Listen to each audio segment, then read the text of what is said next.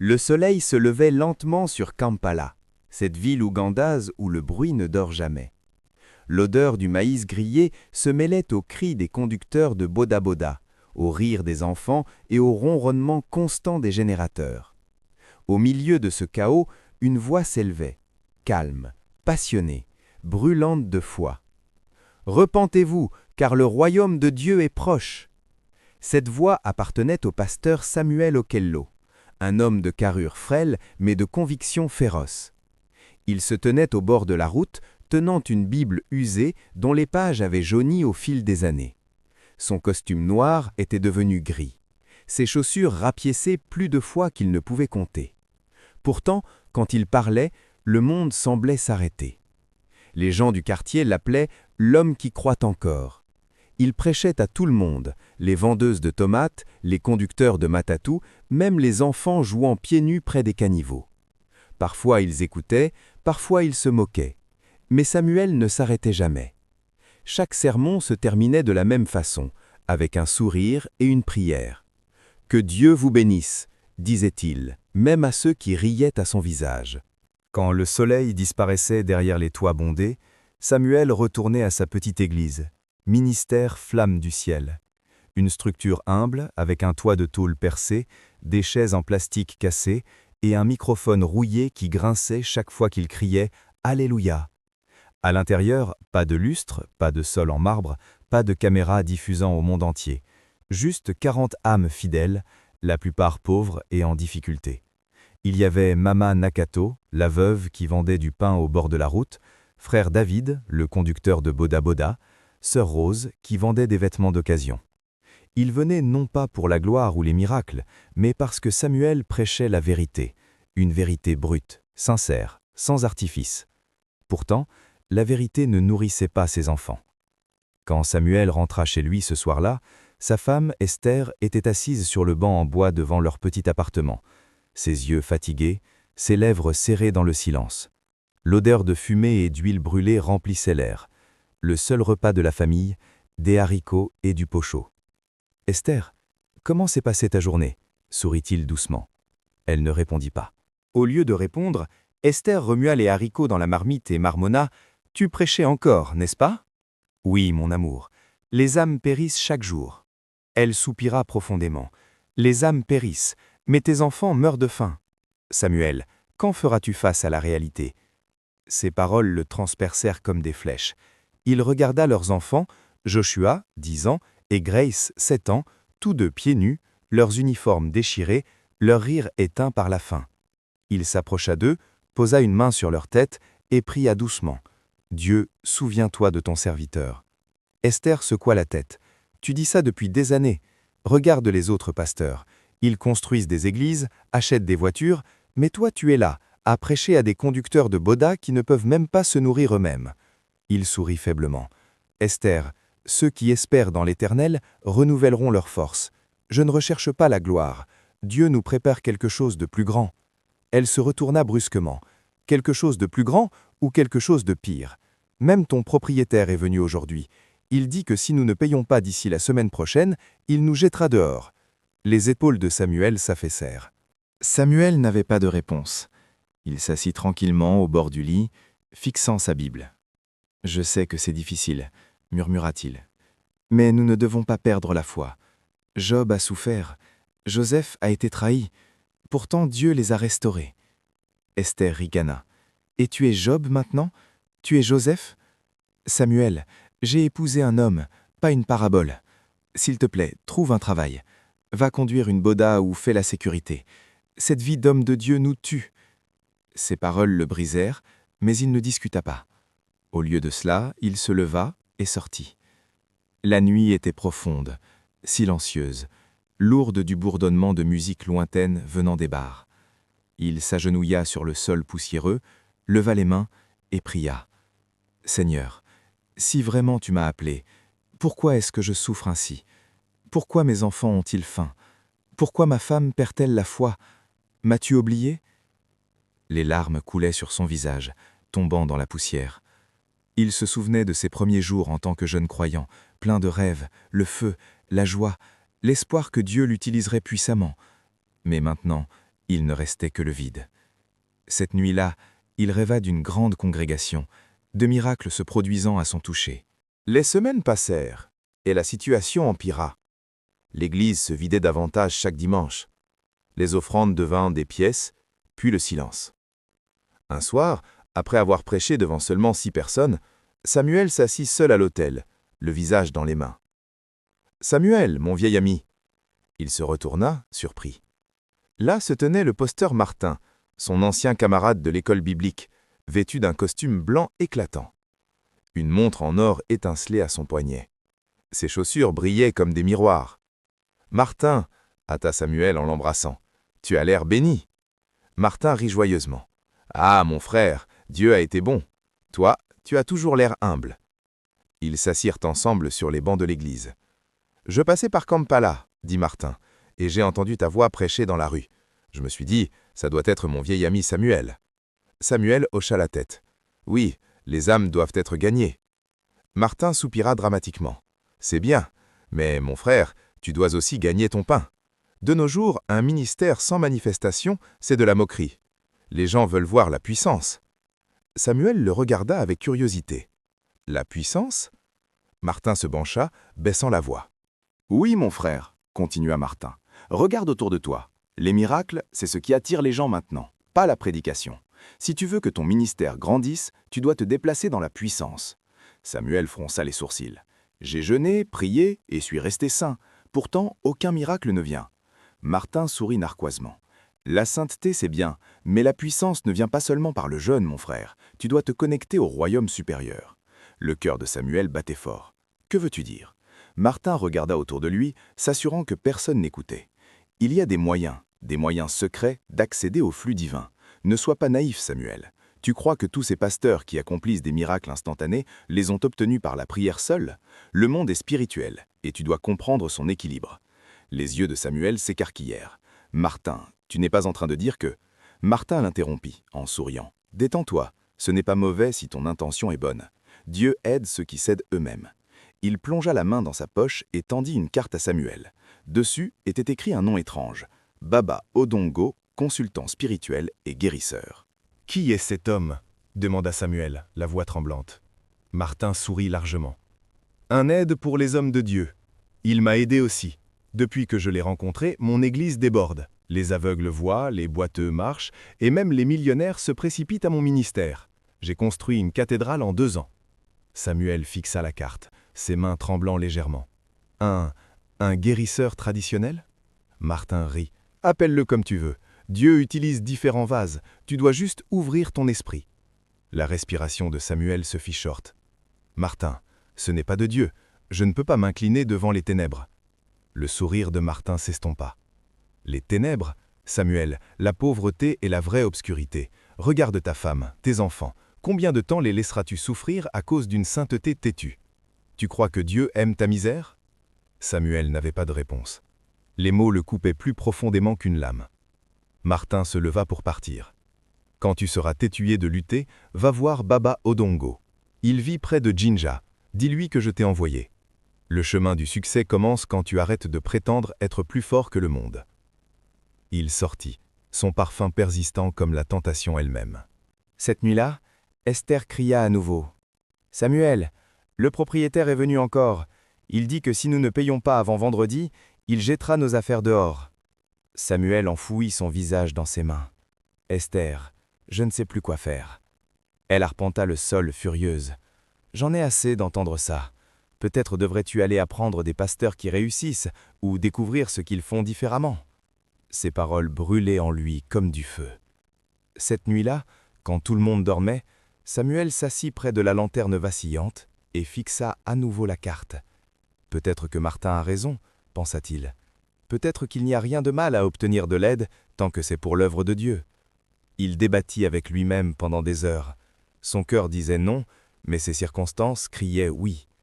Le lendemain matin, il dit à sa femme, « Esther, je pars pour une retraite de 3 jours. J'ai besoin de chercher la face du Seigneur. » Elle leva les yeux, surprise, mais soulagée. « Oh, merci Seigneur. Peut-être que cette fois il te parlera. » Il sourit faiblement et fit un petit sac, Bible, bouteille d'eau, et la carte qu'il avait juré de ne pas utiliser. Alors qu'il montait dans un bus bondé quittant Kampala ce soir-là, son esprit était un champ de bataille. Quand le bus entra dans l'épaisse forêt près de Jinja, l'air changea, lourd, froid, étrange. Les oiseaux cessèrent de chanter. Le chauffeur le déposa à un carrefour isolé. Devant lui se trouvait un étroit chemin de terre menant dans les bois. Samuel hésita, murmurant « Mon père, si c'est mal, arrête-moi maintenant. » Mais le vent hurla seulement en réponse. Alors il avança plus profondément dans la forêt, vers l'endroit où la lumière et les ténèbres allaient bientôt se rencontrer. La forêt de Jinja était comme nulle part ailleurs, ancienne, silencieuse, effrayante. Le sol était humide et rouge comme du sang. Les arbres pendaient bas, leurs branches tordues comme des mains cherchant des âmes perdues. Le cœur de Samuel battait à chaque pas. Ses chaussures étaient couvertes de boue, sa chemise blanche trempée de sueur. L'odeur faible d'herbe brûlée flottait dans l'air. Puis, il le vit. Une petite hutte au milieu d'une clairière. Des tissus rouges et blancs pendaient autour, se balançant doucement dans le vent. Des crânes de chèvres et d'étranges pots en argile bordaient l'entrée. Un petit coq noir chanta une fois, puis se tut. Une voix vint de l'intérieur. « Entre, homme de Dieu, je t'attendais. » Un homme court et sombre sortit de la hutte, ses yeux brillants comme du charbon mouillé. Ses cheveux étaient blancs, mais son visage semblait étrangement jeune. Il portait des perles rouges autour du cou et des poignets, et sa poitrine nue était couverte de marques étranges. « Je suis Baba Odongo, » dit-il lentement, sa voix profonde et calme. « Ton ami Martin m'a prévenu que tu viendrais. Tu cherches la puissance. » Samuel déglutit difficilement. « Je suis venu demander de l'aide. Mon ministère se meurt. J'ai jeûné et prié, mais rien ne fonctionne. Je veux seulement gagner des âmes pour Dieu. » Le vieil homme sourit, révélant des dents jaunes. Chaque homme qui emprunte cette route dit la même chose au début. Il désigna un petit tabouret. « Assieds-toi, pasteur. » Samuel hésita, puis s'assit. Le sol était couvert de symboles de craie étranges. L'air sentait le sang et l'encens. Baba Odongo ramassa des kauris et les secoua dans sa paume, murmurant quelque chose dans sa barbe. Les coquillages tombèrent au sol avec un claquement sec. Il étudia leurs motifs pendant un long moment, puis leva les yeux. « Ton étoile est brillante mais bloquée. Tu as été choisi par la lumière, mais la lumière autour de toi est faible. » Les yeux de Samuel s'écarquillèrent. « Oui, c'est ça. Je sais que Dieu m'a appelé, mais tout ce que je fais échoue. » Le vieil homme gloussa doucement. « Tu veux des miracles? Tu veux que les gens voient ta puissance et s'inclinent devant ton Dieu? Ai-je raison? » Samuel hésita. « Oui, si cela les amène au Christ. » Baba Odongo hocha lentement la tête comme s'il lisait son âme. « Il existe deux types de pouvoir, pasteur Samuel. Celui qui attend le ciel et celui qui agit maintenant. Tu as attendu trop longtemps. Il est temps d'agir. » Il se tourna vers une échelle en bois et descendit un petit pot noir couvert de cire rouge. De la fumée s'élevait alors qu'il l'ouvrait. À l'intérieur se trouvait une substance épaisse et sombre qui sentait la mort. « Voici, » dit-il, « la clé pour débloquer tes miracles. Mais il y a un prix. » Samuel fronça les sourcils. « Un prix? » « Oui, » dit le vieil homme. « Tout ce qui a de la valeur exige un sacrifice. » Il se leva et commença à psalmodier doucement, encerclant Samuel 3 fois. Les bougies vacillèrent violemment, bien qu'il n'y ait pas de vent. Puis Baba Odongo s'arrêta, regarda Samuel dans les yeux et dit quelque chose qui glaça son sang. « Tu dois coucher avec une femme folle, sans protection, avant minuit. » La mâchoire de Samuel tomba. « Quoi ?» Le ton du vieil homme était calme, presque désinvolte. « C'est l'alliance. La folie absorbera ta faiblesse et transférera son énergie vers toi. » Samuel se leva brusquement. « C'est une abomination. Je suis un homme de Dieu, je ne peux pas faire ça. » Baba Odongo sourit lentement. « Alors, reste ce que tu es, un pasteur pauvre et moqué. Rentre chez toi et laisse ta femme continuer à maudire ton appel. » Samuel se tourna pour partir, mais s'arrêta à la porte. Il pouvait sentir quelque chose de sombre respirer derrière lui. La voix du vieil homme devint plus froide. « Tu crois que ton ami Martin a accompli des miracles parce qu'il a prié plus que toi? Tous les hommes de pouvoir ont fait leur sacrifice. Tu es encore trop pur pour porter le feu. » La gorge de Samuel se serra. Il fit un pas tremblant en arrière à l'intérieur. Il doit y avoir un autre moyen, un autre type de sacrifice. Le vieil homme gloussa. « Tu es libre de choisir, mais rappelle-toi, l'hésitation tue le destin. La femme folle dort près du bâtiment abandonné, près de la route du marché. Donne-lui ce charme et de la nourriture.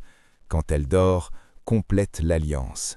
Si tu le fais, je promets qu'au 7e lever de soleil, ton église débordera. » Il tendit à Samuel un petit sac en cuir rempli de poudre. « Mélange-le à sa nourriture, tu verras des merveilles. » Samuel regarda le sac comme s'il était poison. Cette nuit-là, il rentra chez lui, brisé et confus. Les jours suivants furent une torture pour Samuel. Il essayait de prêcher, mais sa voix tremblait. Il essayait de prier, mais ses mots semblaient creux. Les membres de Flamme du ciel remarquèrent le changement. Mais chaque matin apportait un nouveau désespoir. Sa femme Esther avait commencé à vendre ses vêtements au marché juste pour acheter de la nourriture.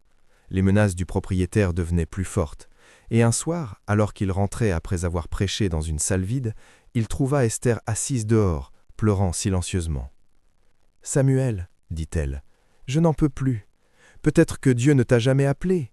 Peut-être devrais-tu simplement faire ce que les autres pasteurs font. Ils ne peuvent pas tous avoir tort. » Ces paroles résonnaient comme le tonnerre dans sa poitrine. Cette nuit-là, à 11 heures, il quitta la maison. Les rues de Kampala étaient presque vides.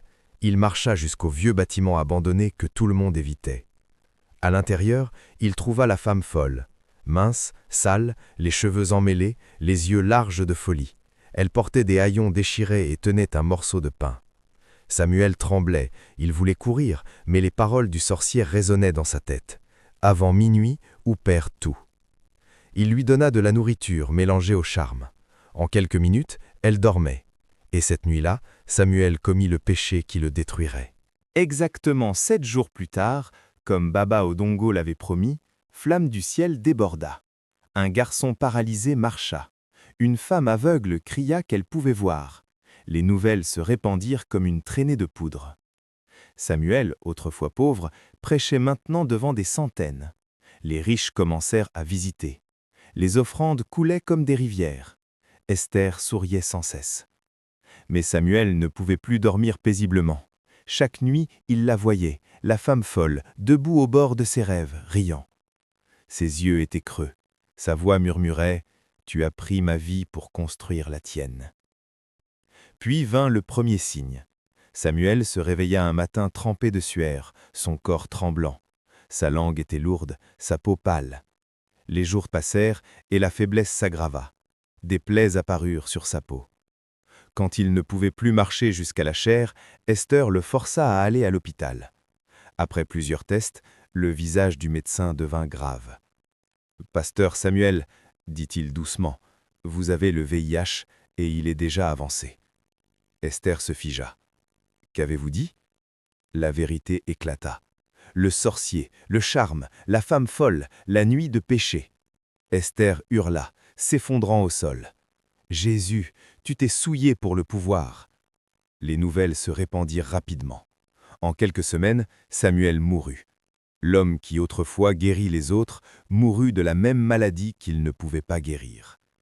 Avant de mourir, il murmura « Dites-leur, tous les miracles ne viennent pas de Dieu. » Sa vie devint un avertissement à travers l'Ouganda, on ne peut pas acheter la puissance de